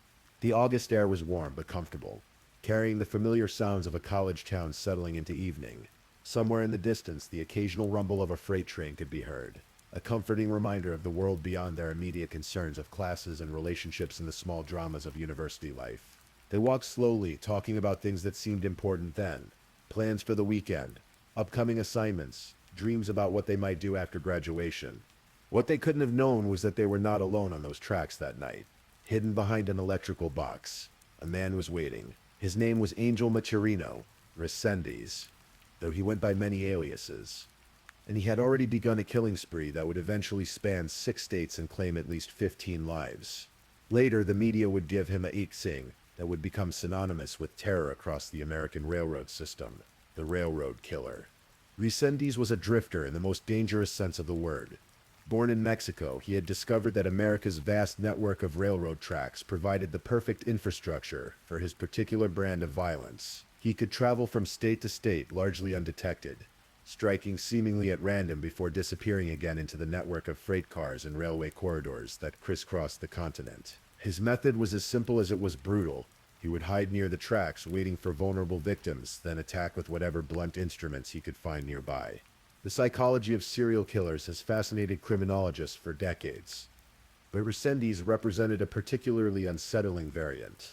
Unlike killers who operated within a specific geographic area, building up local knowledge and familiarity, Resendiz was essentially nomadic. This made him incredibly difficult to track, as law enforcement agencies in different states often didn't immediately connect his crimes. Each attack seemed random and isolated until a pattern finally began to emerge. On this particular night, as Holly and Chris walked along the tracks, completely absorbed in their conversation and each other's company, Resendiz made his presence known in the most violent way imaginable. Without warning, he emerged from his hiding place and attacked them both. The peaceful evening was shattered in an instant, transformed from a romantic stroll into an unspeakable nightmare. Chris, despite his youth and strength, was no match for the sudden and brutal assault. Resendiz struck him down with shocking efficiency, using a 52-pound rock to deliver a fatal blow to his head. The sound of that impact would haunt Holly for years to come. The awful finality of it, the way it seemed to echo across the empty landscape before giving way to an even more terrifying silence. But Holly's ordeal was far from over. In fact, it was just beginning, with Chris lying motionless on the tracks. Resendiz turned his full attention to her. What followed was a sustained attack of almost unimaginable brutality. He bound her hands and feet, leaving her completely helpless. Then he began a systematic assault that included rape and severe physical violence. The details of what Holly endured that night are difficult to recount, even decades later. Resendiz beat her repeatedly, targeting her face and head with particular viciousness. Her jaw was shattered, requiring it to be wired shut for a month during her recovery. Her eye socket was fractured. Cuts and wounds covered her head and face. At some point during the attack, he also stabbed her, adding penetrating wounds to the already devastating blunt force trauma. Throughout this ordeal, Holly's mind did something remarkable, something that would ultimately save her life. Even as she experienced unimaginable pain and terror, some part of her consciousness remained focused on survival. She memorized details about her attacker, filing away information that would later prove crucial to bringing him to justice. His appearance, his voice, his mannerisms, all of it was being recorded by a mind that refused to give up even in the face of seemingly certain death. Perhaps most remarkably, she also made a conscious decision to remain absolutely still and quiet, even when every instinct screamed at her to fight back or try to escape. Some deeply intuitive part of her understood that her only chance of survival lay in convincing her attacker that she was already dead or close to it. This decision required a kind of psychological strength that defies easy comprehension. The ability to suppress every natural response to trauma in service of a larger goal of survival. When Resendiz finally finished his attack and left her for dead beside the railroad tracks, Holly faced perhaps the most critical moment of her life. She was gravely injured, alone, and had no way of knowing if her attacker was truly gone or might return at any moment. The silence that surrounded her was complete except for the distant sounds of civilization, sounds that seemed impossibly far away from where she lay bleeding and broken. But Holly Dunn was not ready to die.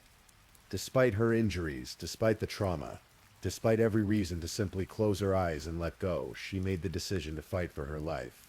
Slowly, painfully, she began to move. Every motion sent waves of agony through her battered body. But she persisted. She had to get help. She had to survive. And somehow, she had to find a way to honor Chris's memory by ensuring their attacker didn't simply disappear into the night. The journey from where she had been left to where she could find help was measured not in miles, but in individual moments of will. Each step, each movement, required a conscious decision to continue living. Her face was so swollen and damaged that she could barely see. Her jaw hanging at an unnatural angle made breathing difficult.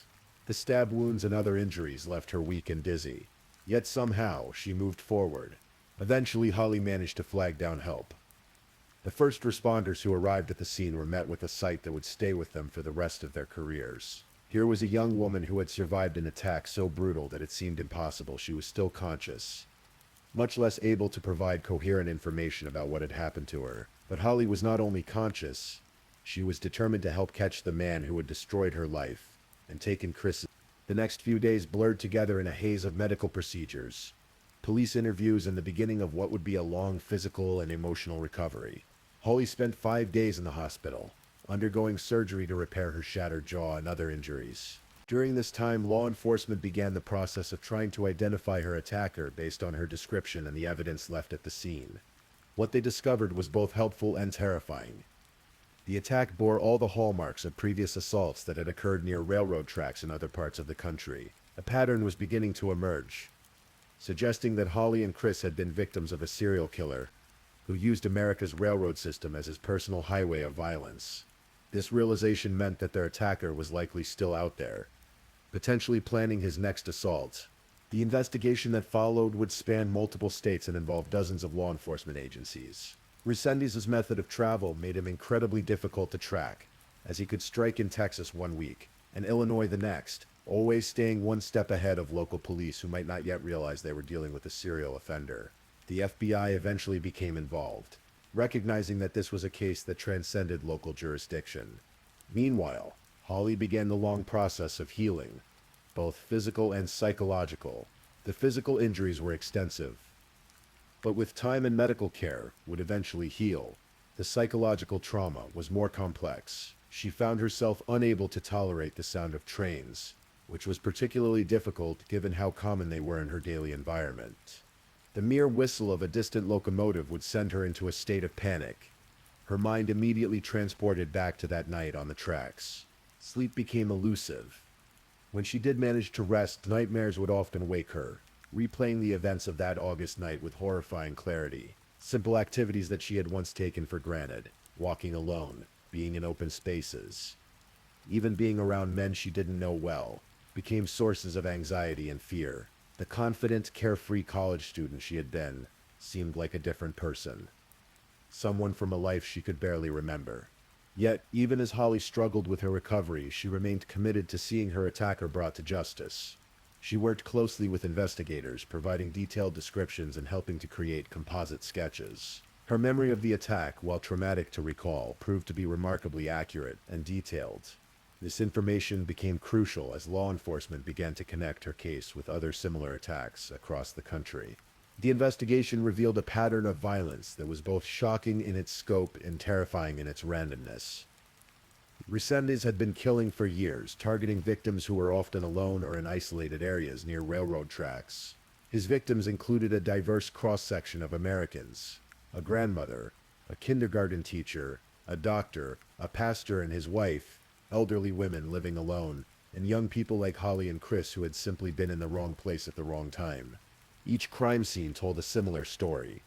Resendez would use whatever blunt instruments he could find: rocks, tire rims, pickaxes, fire irons, to attack his victims with overwhelming force. After killing them, he would often linger in their homes, eating their food and taking small personal items as souvenirs. This behavior suggested a killer who was not only violent but also deeply disturbed, someone who derived satisfaction not just from the act of killing but from inserting himself into his victims' lives in the most invasive way possible. As the investigation continued, and more crimes were linked to Resendez, Holly found herself in the unique and difficult position of being his only known survivor. This designation carried both weight and responsibility. She was the only person who could provide first-hand testimony about what it was like to encounter this man, and live to tell about it. Her survival had given law enforcement their best hope of understanding his methods and bringing him to justice. The manhunt for Resendez intensified throughout 1998 and into 1999. He was eventually placed on the FBI's 10 Most Wanted list, making him one of the most sought-after fugitives in America. The publicity surrounding the case was both helpful and difficult for Holly. On one hand, the media attention helped keep the case in the public eye, and potentially brought in tips and leads. On the other hand, it meant constantly reliving the most traumatic experience of her life in very public ways. During this time, Holly had to make some of the most difficult decisions of her young life. She had been a student at the University of Kentucky, planning for a future that had probably included a normal career, marriage to Chris, and all the ordinary joys and challenges of adult life. Now she found herself at the center of a national manhunt for a serial killer, dealing with injuries and trauma that would affect her for the rest of her life, and grieving the loss of the man she had expected to spend her future with. The capture of Angel Maturino Resendez finally came, not through the extensive manhunt, but through an unexpected source. His own family. His sister, who had been living in Mexico, eventually contacted authorities and helped facilitate his surrender. This development was both a relief and a source of new anxiety for Holly. Relief because the man who had terrorized so many communities was finally in custody, but anxiety because she knew that his capture was just the beginning of a legal process that would require her to relive the attack in excruciating detail. When Resendez finally stood trial, Holly faced perhaps her greatest challenge yet, taking the witness stand and providing testimony that would help ensure his conviction.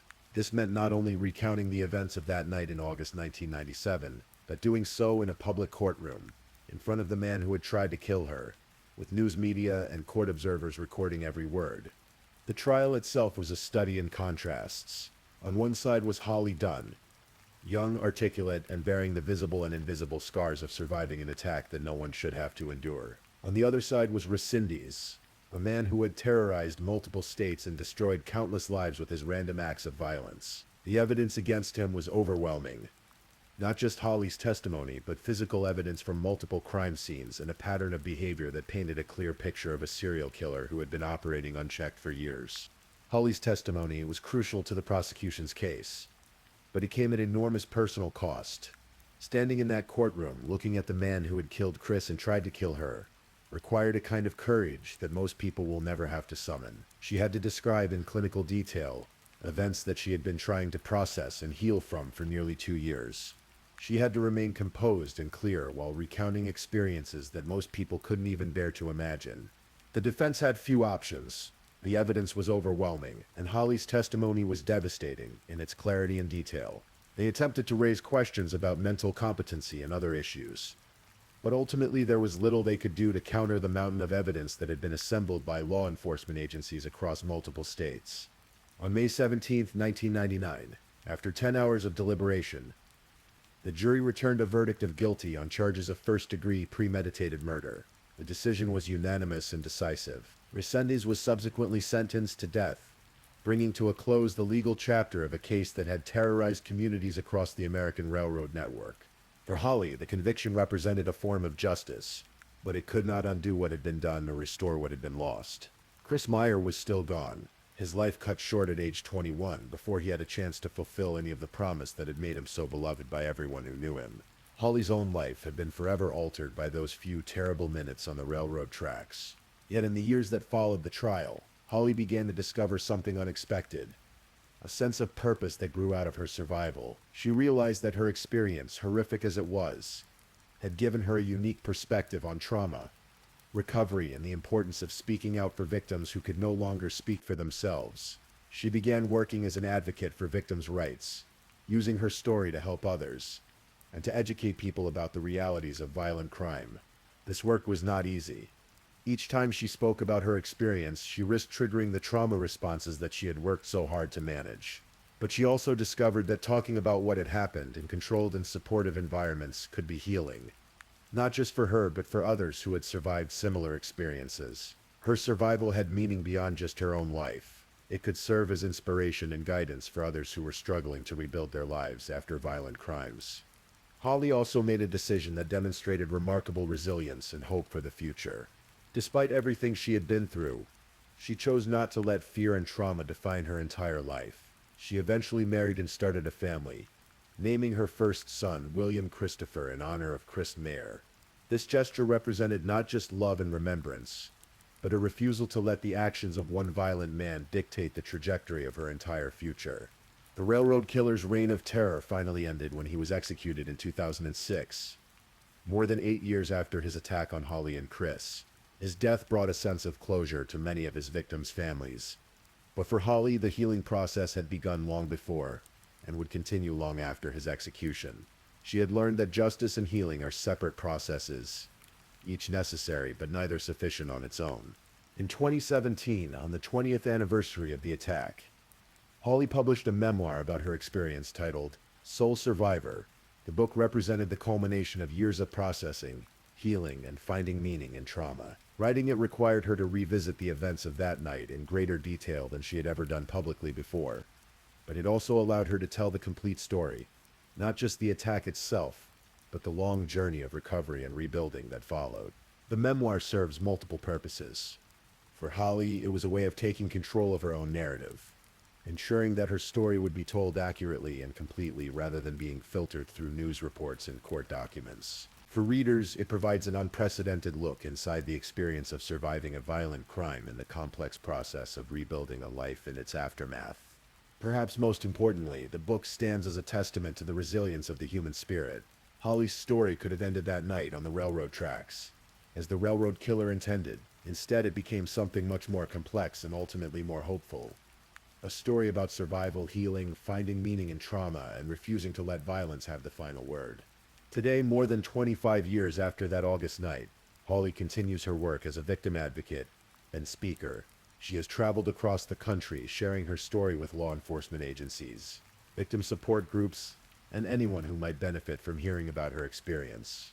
Each time she speaks, she honors not only her own survival, but also the memory of Chris Meyer and all the other victims who didn't make it home that night or any other night. They encountered the railroad killer. The case of the railroad killer and Holly Dunn's survival remains one of the most compelling true crime stories of recent decades. Not just because of the dramatic elements, the cross-country manhunt, the lone survivor, the eventual capture and execution of the killer, but because of what it reveals about human nature at its worst and its best. Angel Maturino Resendez represented the kind of random violence that haunts our collective nightmares. The reminder that evil can strike anywhere, at any time, without warning or reason. But Holly Dunn's story represents something equally powerful: the capacity of human beings to survive unthinkable trauma, to find meaning in suffering, and to transform the worst experiences of their lives into sources of strength and purpose. Her survival was not just a lucky accident or a failure on the part of her attacker. It was the result of conscious choices she made in the moments of greatest danger, and conscious choices she continued to make every day of her recovery. The railroad tracks where Holly and Chris were attacked are still there, still carrying freight trains across the American landscape, but they no longer represent the same kind of danger they once did. The railroad killer is gone, his reign of terror ended by the determination of law enforcement, and the courage of the one person who refused to become just another victim in his catalog of violence. For those who struggle with their own experiences of trauma and violence, Holly's story offers something precious: proof that it is possible to survive, to heal, and to find meaning even in the aftermath of the worst experiences imaginable. Her survival was not just physical, but psychological and spiritual, a testament to the power of hope and determination in the face of seemingly insurmountable odds. As we close this story, it's worth remembering that behind every true crime narrative are real people whose lives were forever changed by events that no one should have to endure. Holly Dunn chose to share her story not for entertainment or sensational purposes, but to help others understand what it means to survive and to honor the memory of those who didn't. In doing so, she transformed her worst night into a source of light for others walking through their own darkness. The trains still run along those tracks in Kentucky, carrying their cargo across the vast American landscape. But now they also carry something else: the memory of two young people who walked along those rails one August evening, and the remarkable story of the one who refused to let that walk be her last. Please, if you're still awake, let's move on to our last story. Story 5. Tonight we're going to tell you the extraordinary story of Lisa McVey, a 17-year-old girl whose courage and quick thinking not only saved her own life, but also brought one of Florida's most dangerous serial killers to justice. This is a story of darkness and light, of despair and hope, of a young woman who turned her greatest nightmare into her greatest strength. So, as we settle in, let me take you back to Tampa, Florida, in the autumn of 1984, when the shadow of terror was falling across the city, and one teenage girl was about to face the most harrowing 26 hours of her life. The year was 1984, and Tampa, Florida was gripped by fear. For months, women had been disappearing from the streets. Bodies were being found in remote locations, bearing the horrific marks of sexual assault and murder. The media had begun calling the perpetrator the classified ad rapist, a man who had terrorized the Miami-Fort Lauderdale area before moving his operations to Tampa Bay. Police were working around the clock, but the killer seemed to vanish like smoke after each attack. He was methodical, careful, and seemingly invisible. What they didn't know was that this predator had already claimed the lives of at least 10 women, and had sexually assaulted more than 50 others across Florida. Into this climate of fear walked 17-year-old Lisa McVey, a young woman whose life had already been marked by more hardship than most people face in a lifetime. Lisa lived with her grandmother after being removed from an abusive home situation. She worked double shifts at a local Krispy Kreme donut shop, trying to support herself and save money for her future. Despite her youth, Lisa had already experienced more pain and struggle than many adults. But Lisa McVey had something that her future attacker couldn't have anticipated. She had survived abuse before, and she had developed an inner strength that would prove to be unbreakable. November 3rd, 1984 started like any other day for Lisa McVey. She had worked a grueling double shift at the Krispy Kreme, her hands sticky with glaze and her feet aching from standing for hours. The clock showed just past 2 a.m. as she finally locked up the shop and retrieved her bicycle from where she'd chained it earlier that morning. The night air was cool against her face as she began the familiar ride home. Lisa had made this journey countless times before, pedaling through the quiet streets of Tampa, past the darkened storefronts and sleeping houses. The route took her along a particularly isolated stretch of road, lined with towering oak trees that created a canopy of shadows overhead. What Lisa didn't know was that she was being watched. Bobby Joe Long had been cruising the streets that night, hunting for his next victim. The 31-year-old had already killed multiple women, and his appetite for violence was only growing. When he spotted the solitary figure of Lisa McVey on her bicycle, he saw an opportunity. As Lisa pedaled past a church, she suddenly felt a powerful force grab her from behind. Someone had seized her bike, her everything, pulling her backward with tremendous strength. She began to scream as loudly as she could, her voice echoing through the empty streets. But her attacker quickly pressed a gun against her head. "Shut up or I'll blow your head off," came the threatening whisper. Lisa's screams died in her throat. She found herself face to face with a man whose eyes held a coldness that seemed to reach into her very soul. This was Bobby Joe Long. Though Lisa wouldn't learn his name for days to come, all she knew in that moment was that she was in the presence of someone capable of terrible things. Long forced Lisa into his car, a red Dodge Magnum. He bound her hands, gagged her mouth, and placed a blindfold over her eyes. As the car pulled away from the spot where her bicycle lay abandoned, Lisa realized that she might never see home again. But even in that moment of absolute terror, something within Lisa refused to give up. She had survived abuse before, and she would find a way to survive this too. What followed were 26 hours that would test every ounce of Lisa's strength, intelligence, and will to live.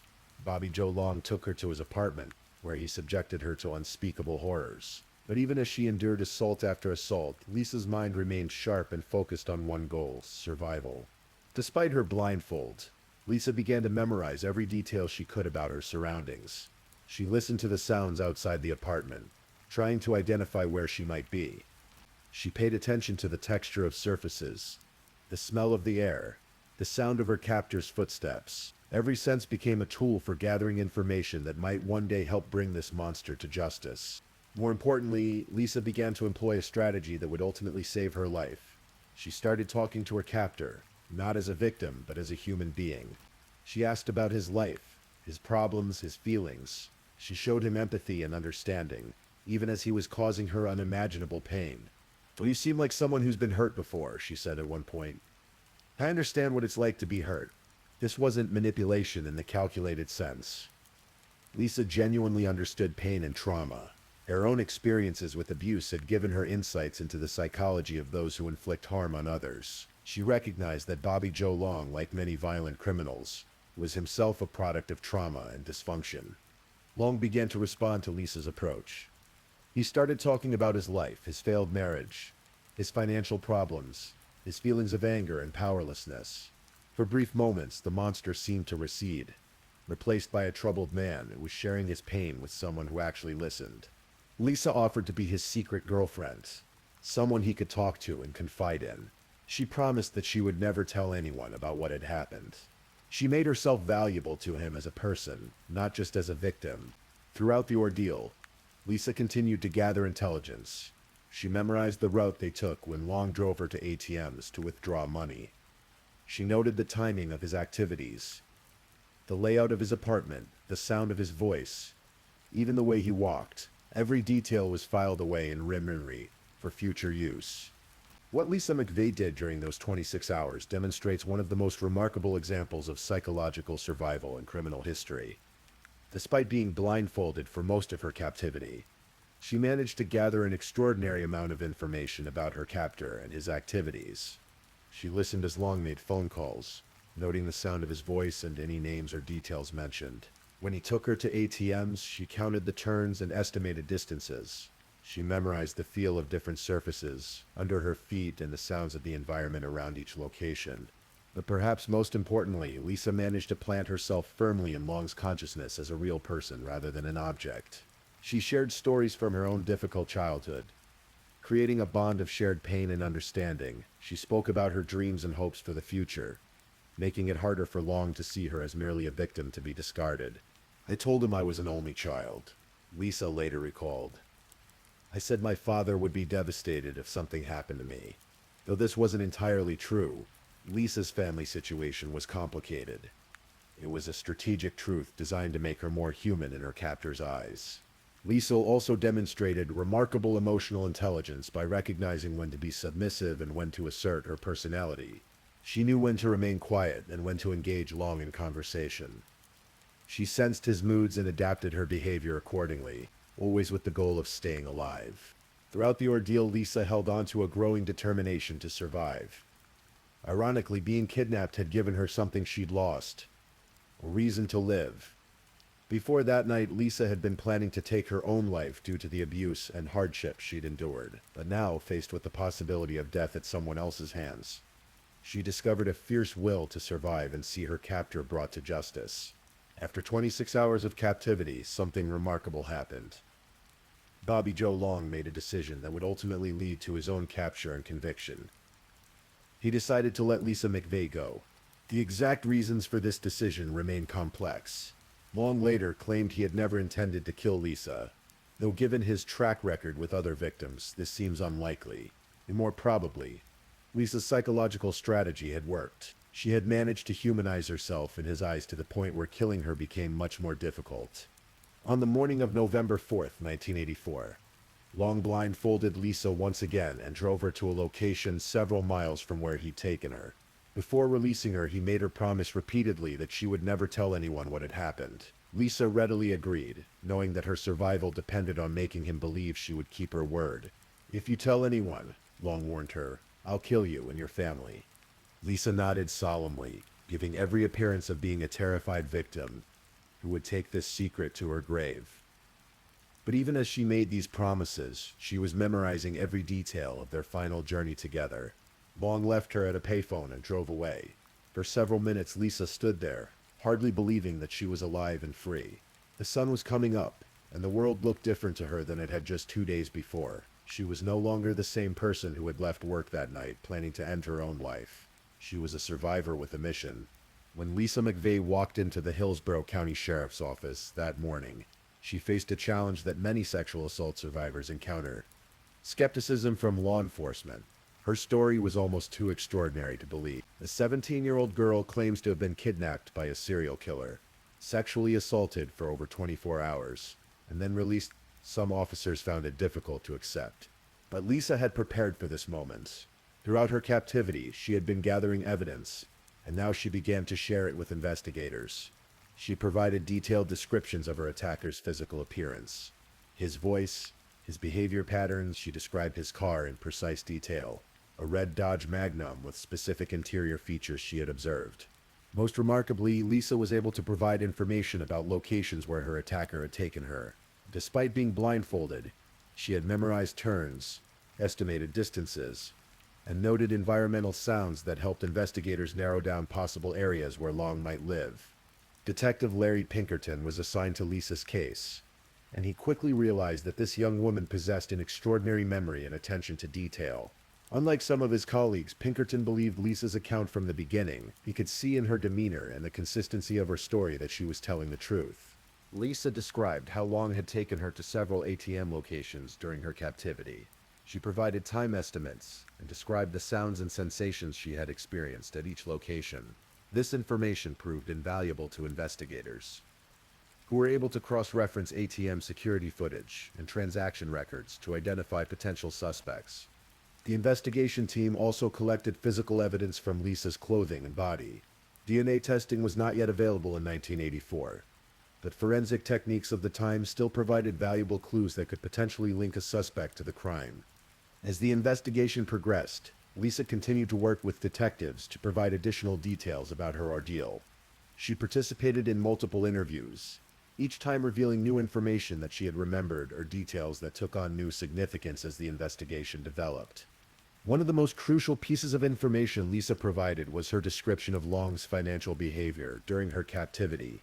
She recalled that he had seemed concerned about money and had made several stops at ATMs. This suggested that the perpetrator might have been facing financial difficulties, which could help narrow down the pool of potential suspects. Lisa also described Long's living situation in remarkable detail. Despite being blindfolded, she had noted the layout of his apartment, the types of furniture, the presence of certain appliances, and even the general cleanliness and organization of the space. She remembered the texture of different flooring materials and the height of surfaces like counters and beds. Her description of Long himself was equally detailed. She provided information about his height, weight, build, hair color, and distinctive physical features. She could describe his voice, his speech patterns, and even certain mannerisms and behavioral quirks she had observed. All of this information was compiled into a comprehensive suspect profile that investigators used to guide their search. They began looking for men in the Tampa area who matched Lisa's description and who had access to a red Dodge Magnum matching her specifications. Meanwhile, Lisa herself was recovering from her ordeal with remarkable resilience. Rather than retreating from the world, she remained actively involved in the investigation, determined to see her attacker brought to justice. Her courage and determination impressed everyone who worked with her. The breakthrough in the case came through a combination of Lisa's detailed information and traditional detective work. Investigators had compiled a list of potential suspects based on the car description and other details Lisa provided. They were also looking at recent ATM transactions in the areas where Lisa believed she had been taken. Bobby Joe Long's name surfaced during this process. He owned a red Dodge Magnum that matched Lisa's description, and his ATM activity during the relevant time period seemed to align with the locations and times Lisa had provided. He also matched the physical description she had given. On November 16, 1984, just 13 days after Lisa's release, police arrested Bobby Joe Long outside a movie theater in Tampa. The arrest was almost anticlimactic after the intensive investigation that had led to it. Long offered no resistance when officers approached him. When confronted with evidence linking him to Lisa's kidnapping and sexual assault, Long initially denied involvement. However, faced with the overwhelming detail of Lisa's testimony and the physical evidence that corroborated her account, he eventually confessed not only to her assault but to a string of murders that had terrorized the Tampa Bay area. The confession was comprehensive and chilling. Long admitted to killing at least 10 women and sexually assaulting more than 50 others across Florida. He described his crimes in cold, methodical detail, showing little remorse for the pain and terror he had inflicted. What made Long's confession even more significant was that it solved a series of cases that had baffled law enforcement for months. The murders of Lana Long, Michelle Sims, Elizabeth Loudenbach, Vicki Elliott, Chanel Williams, Karen Dinsfriend, Kimberly Hobbs, Virginia Johnson, Kim Swan, and Lisa's own case. All were finally connected to a single perpetrator. Bobby Joe Long's trial began in 1985 and was one of the most closely watched criminal proceedings in Florida history. Lisa McVey, now 18, testified against her attacker with the same courage and determination she had shown throughout the investigation. Taking the witness stand was undoubtedly one of the most difficult experiences of Lisa's young life. She had to recount in explicit detail the 26 hours of torture and assault she had endured. She had to do this while Long sat just a few feet away, staring at her with the same cold eyes that had haunted her nightmares. But Lisa's testimony was powerful and compelling. Her ability to recall specific details about her captivity, combined with her obvious sincerity and courage, made a profound impression on the jury. Here was a young woman who had not only survived an encounter with a serial killer, but had gathered enough evidence during her ordeal to ensure his capture and conviction. The prosecution presented an overwhelming case against Long. In addition to Lisa's testimony, they had his own confession, physical evidence linking him to multiple crime scenes, and testimony from other survivors of his attacks. The pattern of his crimes was clear and undeniable. Long's defense team attempted to argue for mental instability, pointing to his history of head injuries and psychological problems. While these factors might have explained his behavior, they did not excuse it, and the jury was not swayed by arguments for reduced culpability. On September 24, 1985, Bobby Joe Long was convicted of first-degree murder in the death of Michelle Sims. He was sentenced to death. Over the following years, he would be convicted of additional murders and receive multiple death sentences. Throughout the legal proceedings, Lisa McVey remained a powerful advocate for justice. She attended court hearings, supported other survivors who testified, and continued to work with law enforcement as needed. Her transformation from victim to survivor to advocate was complete.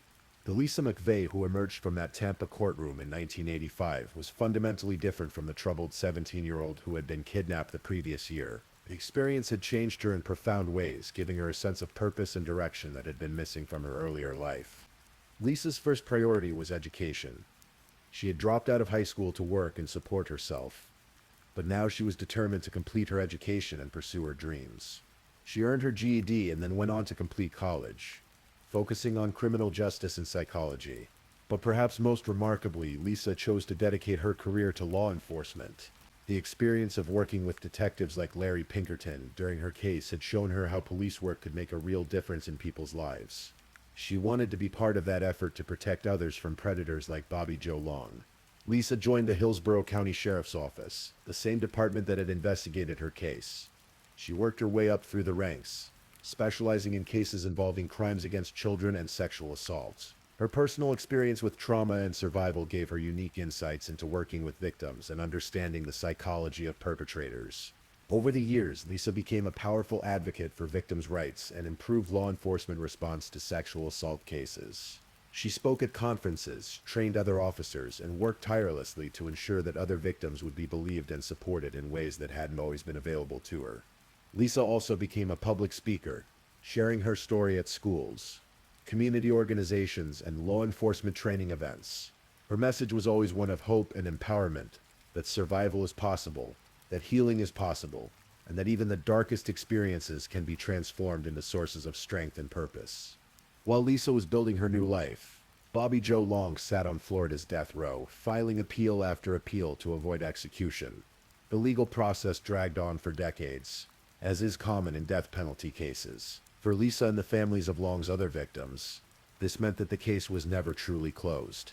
Each appeal brought new hearings, new legal proceedings, and new opportunities for Long's attorneys to challenge his convictions. For survivors and victims' families, these proceedings were painful reminders of their losses and trauma. Yet Lisa continued to participate in the legal process, attending hearings and providing testimony when needed. During these years, Lisa married and became Lisa McVey Noland. She continued her career in law enforcement and raised a family of her own, but she never forgot the promise she had made to herself during those 26 hours of captivity, that she would see Bobby Joe Long held accountable for his crimes. As the years passed, Lisa's role in the case took on historical significance. She had not only survived an encounter with a serial killer, but she had provided the crucial evidence that led to his capture. Her story became part of criminal justice textbooks and training programs, studied as an example of how victims can work with law enforcement to solve cases. Lisa also became involved with other high-profile cases, often consulting with investigators who were dealing with similar crimes. Her unique perspective as both a survivor and a law enforcement professional made her a valuable resource for understanding victim psychology and improving investigative techniques. On May 23, 2019, after more than 3 decades on death row, Bobby Joe Long was finally executed by lethal injection at Florida State Prison. Lisa McVey Noland was there to witness the execution, bringing a sense of closure to a case that had defined much of her adult life. The execution was attended by several of Long's surviving victims and family members of those he had murdered. For many of them, this moment represented the final chapter in a story that had caused them decades of pain and trauma. Lisa's presence at the execution was particularly significant. She was the only person who had looked Bobby Joe Long in the eye during the commission of his crimes, and lived to tell about it. She was the primary reason he had been caught and held accountable. Her witness to his final moments seemed to complete a circle that had begun on that dark Tampa street in 1984. In interviews following the execution, Lisa expressed a sense of relief and finality. While she acknowledged that Long's death couldn't undo the harm he had caused, it did represent justice for his victims and protection for potential future victims. But for Lisa, the real victory wasn't Long's death. It was the life she had built in spite of him. She had taken the worst experience of her life and transformed it into a source of strength, purpose, and service to others. She had refused to let Bobby Joe Long define her story or limit her potential. Today, Lisa McVey Nolan's story continues to inspire and educate people around the world. Her case is studied in criminal justice programs as an example of exceptional victim cooperation and investigative success. But more importantly, her story offers hope to other survivors of violent crime and trauma. Lisa's experience demonstrates several crucial truths about survival and resilience. First, that survival sometimes requires extraordinary mental strength and strategic thinking. Even in the most desperate circumstances, Lisa's ability to gather intelligence during her captivity and to psychologically manage her relationship with her captor likely saved her life. Second, her story shows the importance of believing and supporting crime victims. The investigators who took Lisa's account seriously and followed up on her detailed information were able to solve a series of cases that might otherwise have remained unsolved. When victims are believed and supported, justice becomes possible. Third, Lisa's post-trauma life demonstrates that healing and growth are possible even after the most severe trauma, rather than being destroyed by her experience. Lisa was transformed by it. She found purpose, meaning, and direction in her suffering, ultimately using it to help others. Lisa's story also highlights the ongoing impact of childhood trauma and abuse. Both she and Bobby Joe Long were products of troubled childhoods marked by abuse and neglect. But while Long used his trauma as a justification for inflicting harm on others, Lisa chose to use her experiences to protect and help others. The case also demonstrates the importance of comprehensive victim services and long-term support.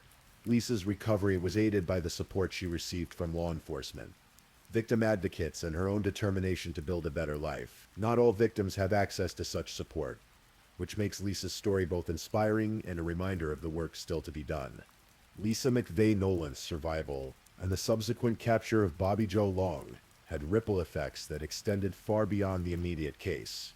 The investigation techniques developed during her case influenced how law enforcement approached similar crimes.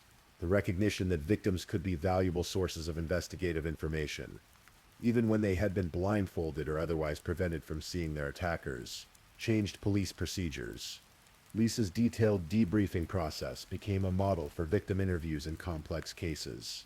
Her ability to provide useful information despite her traumatic circumstances demonstrated the importance of patient-skilled interviewing techniques that could help victims access memories and observations they might not initially realize they possessed.